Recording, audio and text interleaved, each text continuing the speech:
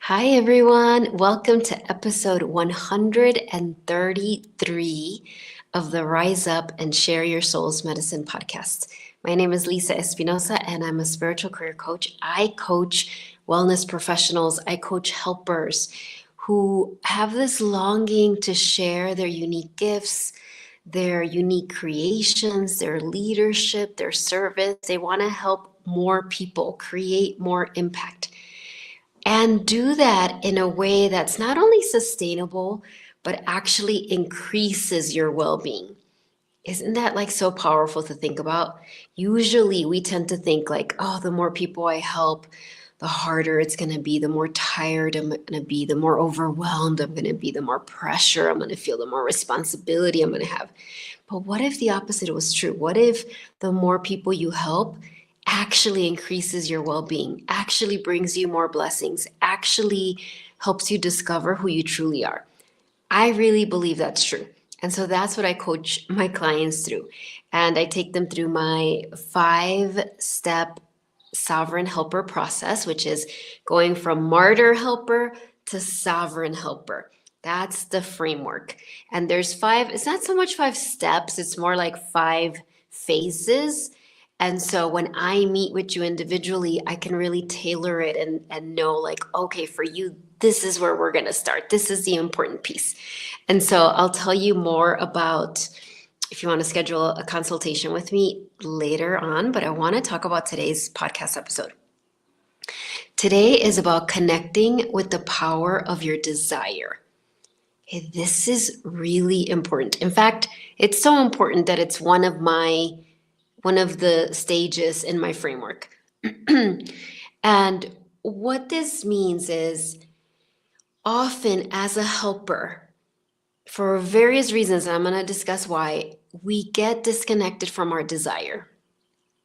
And there's different types of desires, but I'm talking about that desire that is sacred, that comes from your heart, from your soul, that was put there by the divine. This desire, this flame of desire, this desire that knows that you were here to be a sovereign queen, helper, a sovereign, wellness professional, whatever labels you want to use. And this desire is very powerful fuel. In fact, I really think it's one of the most powerful fuels. But this is the thing. What I have found as I work with my clients, and this is very normal, especially in the beginning, or even when they come to the consultation, that they aren't clear on their desires. They might be like, I don't even know what I desire. And so if that's you, if in this moment, as you're hearing this, you're like, desires, I don't even know, I'm not really sure, or there's so much I'm doing or I'm working through. I haven't even thought about desires. Like, I just want to get to the other side and feel better. And so this is all very normal, but I want to really invite you today through this podcast episode to ignite that desire in you, because it's going to make everything flow so much more powerfully for you. So first, let's discuss, and I do have my little notes here because I wanted to make sure to not deviate too far and to really connect with these 3 points. So one of the things that's important to understand is, why is desire sometimes feel so elusive for helpers, or so hard to connect with? And there's 3 main reasons. Number 1 is that you might have learned to get what you need, or to reach your goals, or get through challenging times, or increase your impact. You might have really relied on the muscle of willpower. And there's nothing wrong with that. If you're hearing this is not a judgment at all. We're just trying to really identify it. So I know for me, I can look back on my life and realize, oh my gosh, willpower was such a strong, like, it drove me forward for so many cycles of my life. And I'm so grateful for that. Like that was, nobody taught me any other way. That's how I did, right? And so that willpower is a very masculine energy. And it can be a very wounded masculine energy, not necessarily, but often becomes a wounded masculine energy when it's kind of like we're just always relying on willpower, like moving, kind of like moving through mud, going up the mountain, right, going through our, overcoming our fears. And sometimes in we do the best we can, but we're overcoming, we're not actually transforming the fears. We're just kind of like, I'm going to put them over there and I'm just going to keep going forward. And I can remember, for me, even when I started my business, right? Even when I left my traditional regular job as a middle school teacher back in 2009, that's a while ago, right? Regular paycheck, all of the things that I had to do. Now, that was very sacred work. So I'm not minimizing that at all. That was such an important part of my training, my life. But when I left that to start something new, a new endeavor, a new business, I had no idea. Like, I literally, all I knew is I wanted to help people, and I had no idea how much work it was going to be. Like, I didn't realize I had decided I was going to be a businesswoman.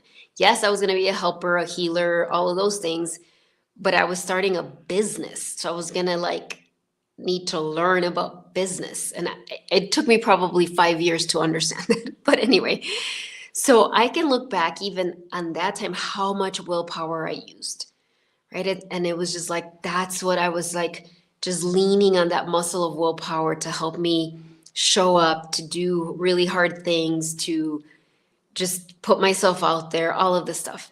But the thing with willpower is that it's when it's out of balance. So when it becomes like led by the wounded masculine inside of us. So let me back up a little bit because I want everybody to follow me here. So I'm talking about, and you might already know, but it's like there is this, our energy inside of us, we can think of it as having feminine energies and masculine energies. This has nothing to do with what gender you identify with, right? Is that it's this beautiful marriage partnership inside of us. That it's like the divine feminine energy, which is receptive, intuitive, is very, generous, open, fluid. And then there's the divine masculine energy, which is like provides the container, and it's action, movement forward.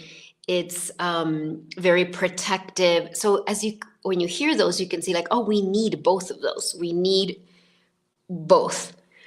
And so when we rely on willpower, when we have relied on willpower, often it's just been the masculine. So when I say wounded, maybe I should say more like out of balance. And what happens when we just rely on willpower, at some point it's not sustainable anymore. At some point, either you burn out, you get resentful, it feels like too much, our bodies get sick. Like at some point, that is just not a sustainable, long lasting. Now it could last for years, but ultimately is not really the energy that's meant to fuel you forward. But again, because so many helpers, as a helper, and I'm using the term helper, obviously you fill in the blank for you. You might be a therapist, you might be a coach, you might be in a whole different profession that's not even a helping profession, but at your heart, you are a helper. You might be in between, right? You might be really focusing on your healing journey, but at your heart, you're also here to uplift humanity. And so as a helper, part of our training is often a lot of challenging things. We go through those cycles in our lives. So you might have just really relied on willpower a lot. So that's one reason that desire could feel like so foreign. Like, wait, desire? How am I going to use desire to fuel me forward? I use willpower, right? That's the first reason. The second reason is that, again, as a helper, you're very attuned. Isn't this so interesting? This is the divine paradox of being a helper. That as a helper, you're very attuned to other people's desires. Like you're probably highly sensitive, and you can kind of read other people's minds, right? And not necessarily like in the movies, although you might be that intuitive that you're like, oh my gosh, I literally know what that person is thinking. But it's more of a sensory thing that you might know what people want, and specifically like what they want you to do, how they want you to be, what what they want in their life. Now, this is a very powerful gift because when you interact with others, it's part of your like toolkit, your medicine bag of like, oh, that you can really tune in to like, oh, I know what this person is looking for, or you can help them identify that for themselves. The challenge of that is, and this happens to a lot of helpers, I include myself in this, is that when we're so attuned to other people's desires, it can really drown out our desires. This is why so often helpers can end up in codependent relationships, right? We can end up in relationships, all the degrees of it, right? Of where we go into either people pleasing or being afraid to disappoint people or being afraid of people being mad at us or really not even knowing like, I don't know if that's what I want, but is that what you want? Right? Like kind of like that. And so that drowns out our desires. And so that's like a second reason why, again, this actually gift that we have of our sacred desire can get drowned out, right? That it just gets covered up by everybody else's desires. And then the final reason, which is also a very powerful reason, is that there is this subconscious programming in the world, you can think of it, of that as a helper, you must sacrifice. You must sacrifice yourself. You must be a martyr. That's why I call, right? That's why my coaching, I'm saying it's from the martyr helper to the sovereign helper. That is a very deep program. And when I say a program, it's like this set of beliefs, these set of thoughts that are, you can just think of them as like in the air. So even if you're like, well, I didn't grow up with that. My parents never told me that. I don't, I was not involved in a very like religious upbringing. Like that's not what I heard. Even if you didn't grow up like that, it's in the air. It's in the atmosphere. And so we're all swimming in it. We're all floating in these old beliefs, old paradigms, old thoughts of like, in order to be a good helper, you must put everybody else first before you. In order to be a good helper, everyone else needs to be okay, and then you can take care of yourself, right? In order to be a good helper, you must sacrifice yourself, right? There's whole religions that are designed around this idea, right? And they kind of point to divine beings as like, look at the sacrifice they did. That's what makes them a helper. And so we're in that. So we can hold very unconscious and sometimes conscious beliefs that, oh, as a helper, that's what I do. That's what makes me worthy. That's what makes me a good helper is the sacrifices that I'm making for my people. When I say my people, it's like the people you're here to help, the people, it could be just anybody you encounter almost, and so then there could be guilt, actual guilt of actually thinking about your desires, right? There could actually be like, well, am I even allowed to look at my desires? Shouldn't I just be focused on everybody else? Look at everybody else that's suffering. I think it's probably selfish to even think about desires. So as you hear those three reasons, you can start to comprehend why it can be so challenging to connect with our desires. And I invite you to think about which of these three kind of resonates the loudest for you. Is it that you've just really relied on willpower? Is it that you're just so attuned to other people's desires that has kind of drowned yours out? Or is it programming, whether it's religious, whether it's from family, whether it's just like you didn't even know it was there, but it was just like in the air and you've absorbed these beliefs about what a good helper is. And that's made it hard for you to tune into your desires. And this last one really overlaps with just like, if you've been a very diligent, hardworking helper for years now, right? That there could be this thought of like, well, I don't even have time to to look at my desires. I'm just so busy helping everybody else, or I'm busy in my healing journey. Like I just haven't even gotten to desire.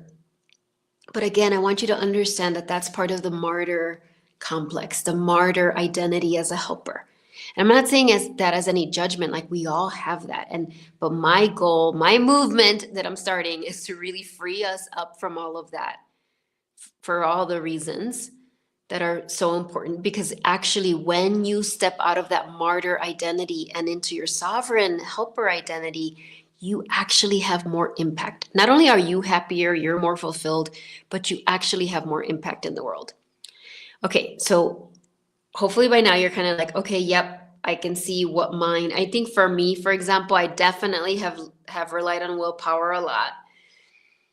I think for me in my youth, probably early 20s, the like deeply attuned to other people's needs was a huge one. Like I don't think I could even discern what I wanted because I was just surrounded. Because this is the other thing that happens when we are when we've for all the different reasons have just really kind of shut down our own desire because we're so attuned to everybody else's desires. We can magnetize individuals that will take advantage of that. At the extreme would be narcissistic energy, right? It's almost like we're a magnet for people that are like, ooh, just like we're like, I don't know what my desire is. What do you want? So we attract, and again, this is no judgment on us. We don't even know we're doing that, but we attract into our sphere people that are very self-absorbed, right? And that people that are happy to have us never think about our own desire, but to just fulfill their desire. So I definitely went through that, especially in my early 20s. And then I think in the last really decade, I've been on this journey of deprogramming, right? Like removing those old identities, that confusion that we can have as a helper of like, well, but wait, I thought I was here to help others. I thought I was here to uplift humanity. I do feel this strong mission to help the world. And then we somehow think that means we don't connect with our desires, but that's not true. So because this is the reframe, this is what I want you to understand. Again, your desire is sacred. It was put there by God, by the divine, by your soul, the universe, whatever word you want to use. And it was put there as divine fuel. It's that feminine energy inside of you, that divine feminine energy inside of you.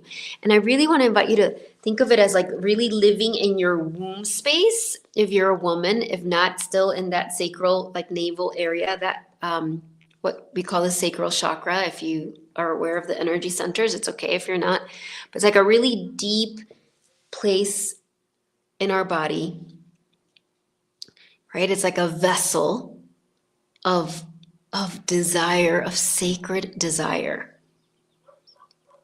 And this desire, what is the desire, right? There's desire to really know yourself, like know yourself without the masks, without the fears, without the whatever martyr energies we carry, right? Without all of that, to see ourselves authentically. I'm not even talking about other people seeing your authentic self, but for you to see yourself authentically, think about what a gift that is. For years, and I'm talking years, I think the first time was like 15 or 16 years. No, it must have been like 2008. So however long ago that was, 16 years ago, I don't know. I was in a class, it was like a Course in Miracles class. And the leader did a meditation, like a guided journey. I honestly don't remember what the journey was. But what I do remember that when we were in it, it was one of the first times I'd been it might have been the first time in a class with other people where there was a teacher leading like an inner journey. I'd never done that before, which is so crazy because now I do that for other people all the time, right? But it's like, and I was, I had my eyes closed and I was listening to her and she was guiding us through this journey, which again, I don't remember the details, but what I do remember was that at some point in this journey, I saw this vision of angels like surrounding, not just me, but surrounding the group. And they were holding these mirrors. And they were holding the mirrors like, angels, this very loving, beautiful energy, unconditionally loving energy. And they were holding these mirrors in front of each person. And one, of course, was in front of me too. And I knew that I was like, oh, they want us to see ourselves. But I knew it wasn't like just a regular mirror. This was going to be like you were going to be able to see yourself how your soul sees you, how God sees you, how the divine sees you, without any of the things that are not really you. And that it was going to be something that was so beautiful and moving and deeply fulfilling. And so that, however long ago, 2008, when that was, I've had recurring, meditations with that image. And so I know that that was pointing me to like how one of our deepest desires is to know ourselves. It's what some traditions call self-realization, right? To realize who we are. And so, and then of course you have your desires to create, to share what I call your unique medicine, your unique gifts. And so, but that desire, again, can be just squashed down with all the other stuff. That's why it's one of the stages. I don't think that's the word I was using. I'm going to use that of my it's actually 6-step framework, right? Of like sovereignty helper is starting to identify your desires. But this is what I want to let you know, like if, and wherever you are, maybe you're very clear on some desires. Maybe you're like, okay, I don't know all of them, but I know some of them. Maybe there's one that you're like, oh my gosh, I know this desire. I've been holding it for so long. Or you have several, or maybe you're in the place where like, I don't know yet. And that's okay. I do want to say something for those of you who feel like I'm really confused and lost about what my desires are. It is write a list of what you don't want. That's a real shortcut to it. I remember having a consult with a lovely woman years ago, and she was kind of in that place. Like she had no idea what her desires were because her life was literally just filled up with helping everybody. There was like no time for her. But something had shifted that she had scheduled that consultation with me, right? Which, by the way, you can schedule with me. It's a free consultation with me. She had scheduled it with me. And so I was asking her some questions, and she was really sharing how she just felt like she'd lost herself, like there was no space for her. And so the question of what does she want was like, I have no idea. Right. But then in asking, well, what don't you want? And that was much easier. Well, I know I don't want this anymore, and I don't want that anymore, and I don't want to experience that anymore. And so through that journey, I was able to help her start to identify some of her desires. Now she became a client, and, we've been actually working together for years, and, she's in a whole different place now. That's just one example of many. But so if you're watching this and you're like, oh, I have no idea, then try that. Like do that. Just kind of write down what you don't want. And that's going to give you a really important clue on what you do want. Okay. So what I want to share. So let me just look at my second page notes here. We're good. I did all the things. Yes. Okay. So what I want you to understand, I'm going to share with you like a simple practice also that will be really powerful. But first I want to like anchor in, why is your desire so important? This is the thing. I truly believe that taking action from a place of desire rather than willpower is much more powerful. I know we've relied on willpower, but I actually feel that it's like when we can let desire guide us, it's more like the willpower will come as like the will to enact your desires. But this is the thing, you need to work on it. And that's why I'm going to share with you the practice. So please don't, this is like a very nuanced conversation here, right? Because I have taught before, and I absolutely believe this, that sometimes we have this misconception that, oh, in order to take action, I have to feel good. I have to be happy. I have to feel joyful. I have to feel all the things. And that's not true. That's a trap. I mean, can you imagine if that's the only time you can take action is when you feel good and happy and super positive? Like I feel good and happy and super positive a lot of the times, but not all the times. And there's plenty of times where I have weeks where that's not my dominant feelings, right? And so that's not what I'm saying. I'm not saying they have to be super positive in order to take action. Desire feels different. And so, and I'm going to talk about why that is. And also, what I want you to think about is like, okay, if I can start to connect with desire as my fuel, with desire that's going to bring up this feeling of aliveness, of connection, of commitment. And desire can help you do hard things. Isn't that interesting when we talk about sacred desire?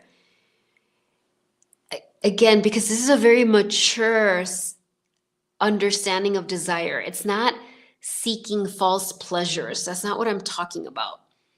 I'm not talking about like eating a bunch of sugar because that feels really good and I desire that. No, I'm not judging that if you do that. We all have but that's not what I'm talking about. I'm talking about this deep, remember I said deep in your womb space, in your navel space is like this deep desire.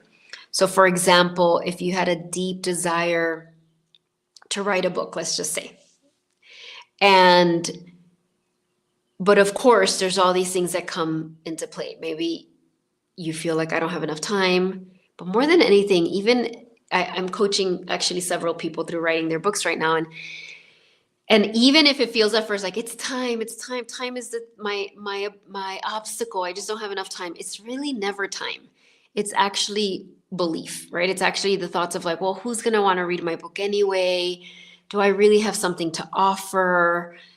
Or people are going to read it, then they're going to judge me. I mean, all sorts of things.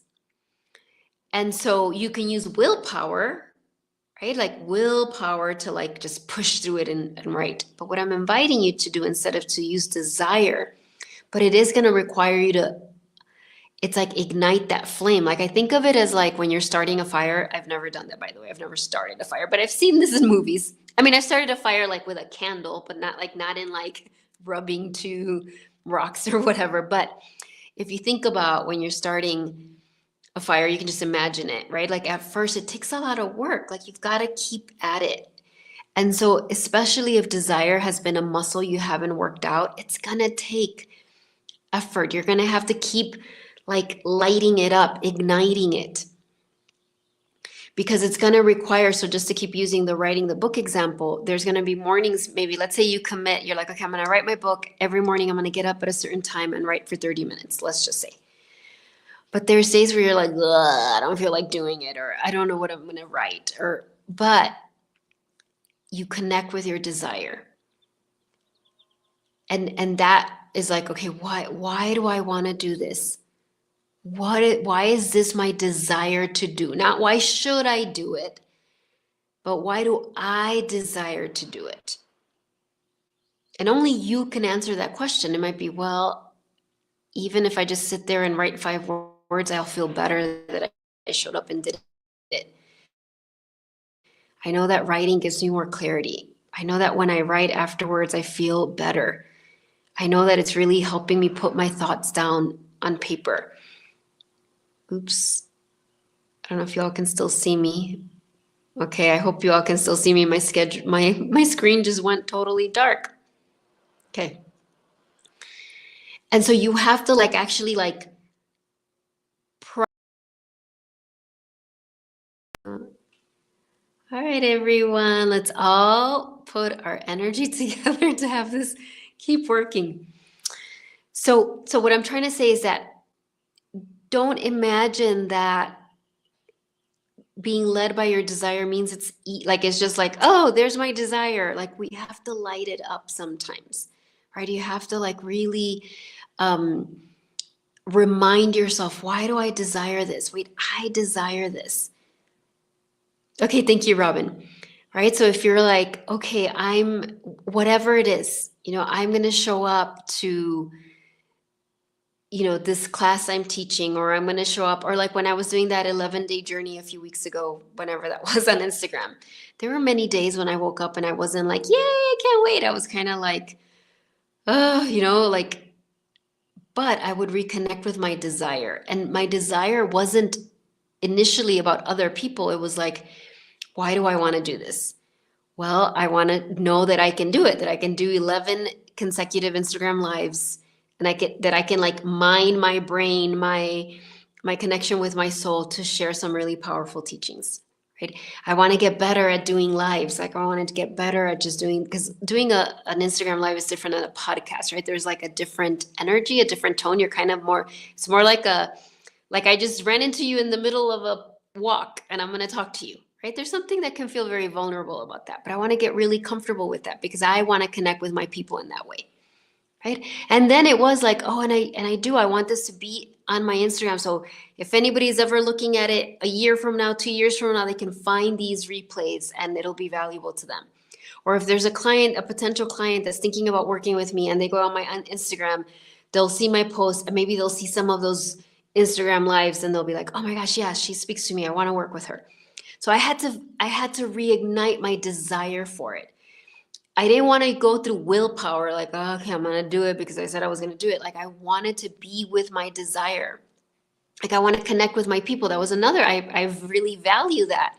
So that was a desire. So do you see what I'm saying? It's like a paradox. We think like we shouldn't have to work at desire, but we actually do. And then it takes off. Then it's not work, right?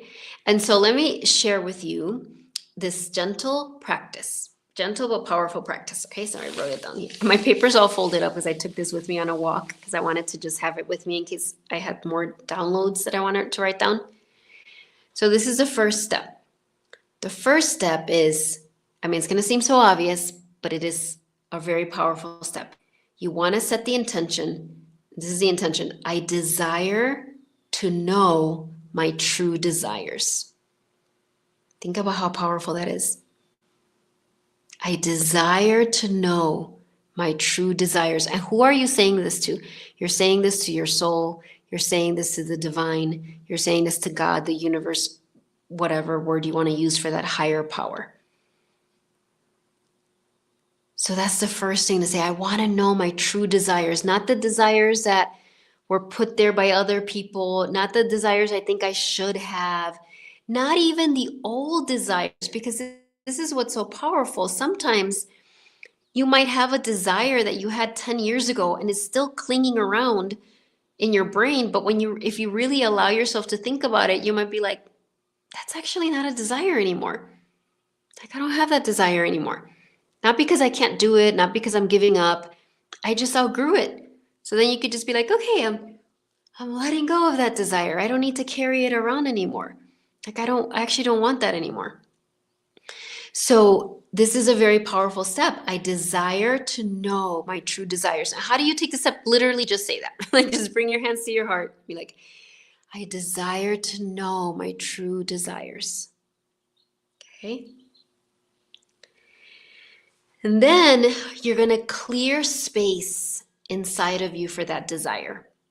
And what do I mean by that? I really want you to think of it like there's this beautiful altar inside of your heart or inside of your womb, wherever you want to place it inside of you. You're clearing up a space. I really feel like it's in my heart and in my womb, both. Like there's a space for the desires that are going to be revealed to you. And if you already know what they are, perfect. Just make the space for them. Sometimes our desires can feel like, like it's out there. Like I have it out there. I'll get to it at one point. Like, no, bring it in. Make space for the desire.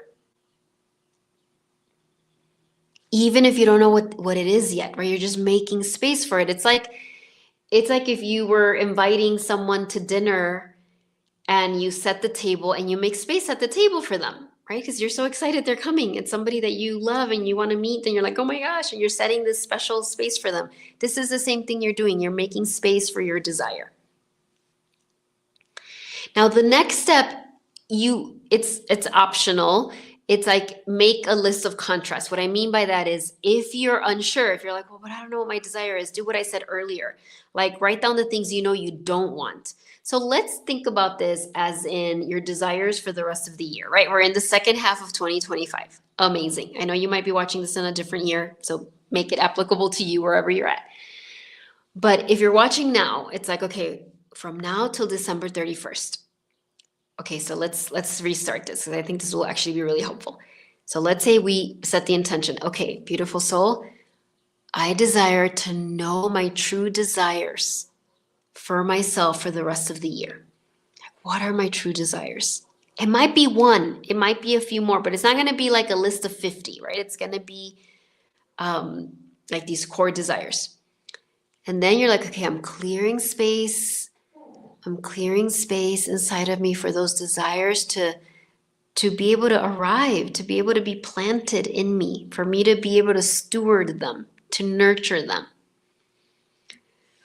And then if you're feeling like, oh, I want a little more clarity because I don't know what they are, then write down a list of, well, I know in the second half of 2025, I don't want this, right? So it might be like, I don't want to feel unsafe. I don't want to feel as much anxiety. It might be like, it might be more specific. It might be like, I don't want to spend that much time with certain groups of people or certain activities that maybe in the past filled you up, but now they don't, right? It's not about judging anyone or anything. It's just you knowing your heart, knowing like, oh, I don't want more of that, right? And so you can just write the things you don't want. And then when you look at that list, it'll clear up like, oh, so this is what I want more of, is like more rich connections with people, like deep connections with people, right? Again, might not be your desires. I was just using that as an example. And so now the final step is like devote yourself to the desire, right? Start to think of your desire as fuel, right? Start to think of your desire as sacred. And this will be different for all of you watching. Like for some of you, you might be very comfortable with your desires. So this might be just a refinement, like, oh, I can go deeper with my desire. Actually, this is what I want. Or, whoa, I was still holding this old desire. I don't want that anymore. That's okay. I'm letting that go. And if you're on the other end where you're like, oh, this feels really vulnerable because I haven't allowed myself to feel my desires. I was told it was wrong to do that, or it was never valued or whatever. It's like, it's okay. It's just like, okay, I'm opening because I set the intention. I want to know my true desires. That's what I desire. And my desire is sacred. It comes from God, from my soul. And when I use that as fuel, I actually create more impact in the world. I can help more people. That's why this is not a selfish thing. All right. So that is the teaching for today. Really connect with the power of your desire. And I invite you, anytime you catch yourself going into willpower, or maybe you're like, well, if I don't feel good, I'm just not going to do it. Sometimes that's helpful, but that can also be a defense mechanism that's actually not useful. So if there's something you really want and you're just like, I just need to work on igniting that desire. Not because I'm making myself want it, but because I really do want it, but there's all these other things that are squashing it down. Okay? So I want to invite you, I want to pull an oracle card, just kind of like a message to finish this off. And I want to invite you to schedule a free consultation with me if this is something that you want to go, not just this, but anything around really sharing your gifts, your medicine, your legacy, right? Stepping into that next level, but doing it in a way that is not only sustainable, but increases your well-being. Like I've really brought this up, right? Before I was like, without burnout. Yes, that's great. But I was like, what if it's not just without burnout? What if like actually the more you're in alignment with your soul, the more that you're sharing your medicine, however you're meant to share it. Please don't let that be pressure, right? It might be writing a book. It might be sharing your beautiful garden. It might be going on, whatever. You all share your medicine in different ways.